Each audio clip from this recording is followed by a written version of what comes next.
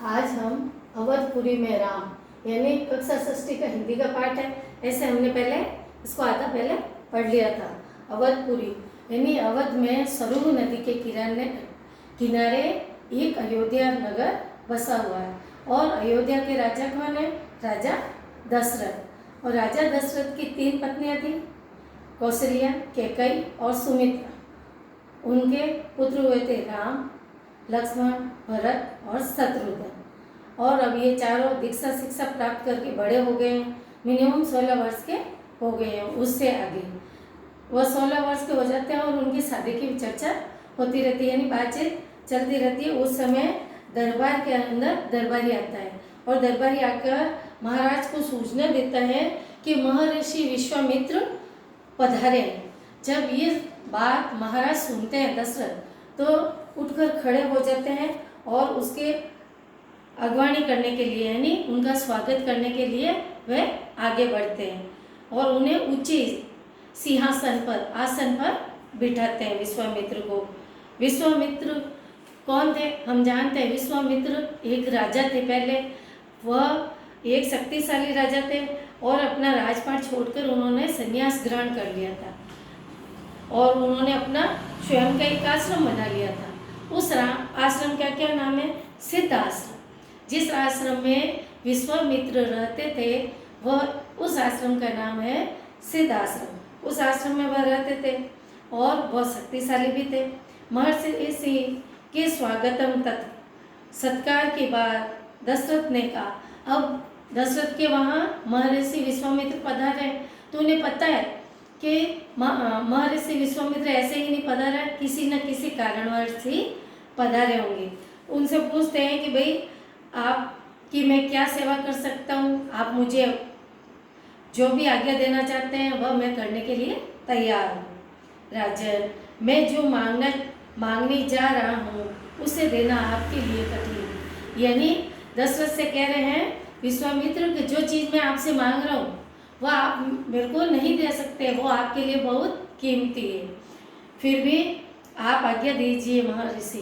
फिर भी दशरथ कहते हैं आप मुझे आज्ञा दीजिए, मैं उसे पूरा करने के लिए तत्पर हूँ। तत्पर यानी तैयार हूँ, बिल्कुल नहीं हिचकिचाऊंगा। और दशरथ वचन देते हैं कि आप जो कहेंगे वह मैं आपको जरूर दूंगा।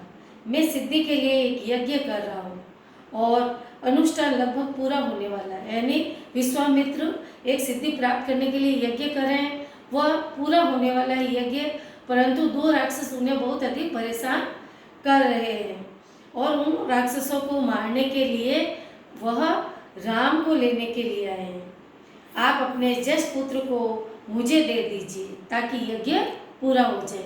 वह राम के लिए कहता है कि आपका ज्येष्ठ यानी बड़ा पुत्र, सबसे बड़ा कौन थे? राम थे। तो बोल रहे हैं कि आपके पुत्र राम को मुझे दे दीजिए जिससे मेरा यज्ञ पूरा हो सके। विश्वामित्र ने कहा तो दशरथ पर जैसे बिजली गिर गई, यानी दशरथ बेहोश की हालत में हो गए। उनके ऊपर ऐसा लग रहा है बहुत बड़ा पहाड़ गिर गया है, एक बिजली गिर गई, यानी बहुत बड़ी समस्या आ गई। क्योंकि दशरथ को राम बहुत अधिक प्रिय थे और सबसे बड़े थे। तो ये बात सुनकर दशरथ बहुत अधिक उदास हो गए, दुखी हो गए। उन्होंने मन में सोचा कि यह अचंभा हो गया, यानी वो आश्चर्य कर रहे कि मुझे विश्वास नहीं था कि ऐसी कीमती चीज मेरे से विश्वामित्र मेरे राम को मांग लेंगे।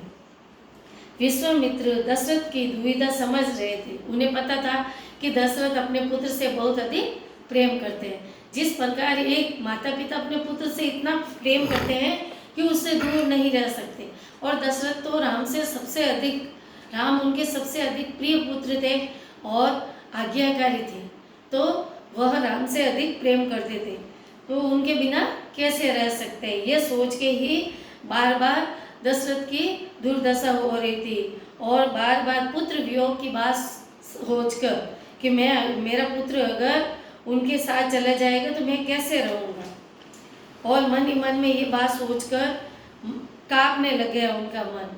क्योंकि दशरथ से 10 दिन दूर रहना राम का उनके लिए बहुत कठिन था। और ये बात सुनकर दशरथ मूर्छित हो गए, बेहोश हो गए उनको होश भी नहीं आ रहा था, बार बार जैसे ही होश में आते और फिर थोड़ी देर बाद में फिर मूर्छित हो जाते थे।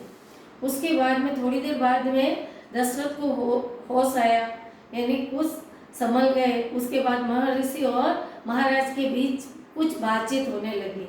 वहाँ कौन खड़े थे? अपने गुरु वशिष्ठ। पर गुरु वशिष्ठ भी कैसे खड़े थे? चुपचाप खड़े थे, वह उनके बीच में नहीं बोल रहे थे। क्यों नहीं बोल रहे थे? क्योंकि जब कोई दो बड़े व्यक्ति बात करते हैं तो बीच में नहीं बोला जाता है, और बीच में बोलना अच्छी बात भी नहीं होती है। तो गुरुजी भी यही सोचकर चुपचाप खड़े हैं। थोड़ी देर बाद दशरथ उठे, स्वयं को संभाला और महर्षि यानी विश्वामित्र से विनती की, महामुनि, मेरा राम तो अभी 16 वर्ष का भी नहीं है। उसने कहा मेरा राम तो अभी बहुत छोटा है, 16 वर्ष का भी नहीं हुआ है, वह राक्षस का कैसे संहार करेगा? राक्षस कैसे होंगे? मायावी होंगे, और मेरा राम उन्हें कैसे मार सकता है? ये बात उनके सामने कही। वह उनका छल कपट कैसे समझेगा और कैसे मारेगा? इससे अच्छा आप मेरी सेना ले जाए और मुझे ले जाए साथ में। तो महर्षि विश्वामित्र को बहुत अधिक गुस्सा आता है, परंतु वह कुछ नहीं कहते, क्योंकि अगर वह गुस्सा कर लेते तो उनका यज्ञ का नियम था, अगर वह क्रोध करते तो उनका यज्ञ खंडित हो जाता। तो वह शांत हो जाते हैं और वे बिना राम के नहीं रह सकते। वो बोल रहे हैं दशरथ कि आप जो मांग रहे हैं राम को, तो मैं राम को नहीं दे सकता आपको, मैं अपने राम के बिना नहीं रह सकता, क्योंकि राम मेरे बुढ़ापे की संतान है। और फिर महर्षि को बहुत अधिक क्रोध भी आता है, पर अपने क्रोध पर मन में बहुत अधिक क्रोधित होते हैं, फिर भी अपने मन को क्या करते हैं? शांत करते हैं। और फिर क्या कहते हैं विश्वामित्र, आप रघुवती के रघुकुल की रीति तोड़ रहे हैं राजन, वचन देके पीछे हट रहे हैं, ये बर्ताव कुल के विनाश का कारण है। उन्होंने कहा आपने मुझे वचन दिया है कि जो मैं मांगूंगा आप मुझे देंगे, और आप अब क्या करें? अपने वचन से हट रहे हैं, ये रघुकुल की रीत के विरुद्ध है।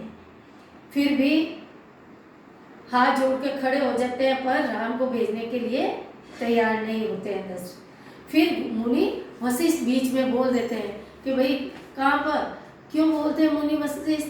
क्योंकि उन्हें पता है कि विश्वामित्र का क्रोध बहुत अधिक बढ़ गया है, और अधिक क्रोध बढ़ने पर वह किसी प्रकार का उन्हें कुछ अपशब्द कह सकते हैं और शराब भी दे सकते हैं, राज्य भ्रष्ट भी हो सकता है पूरा।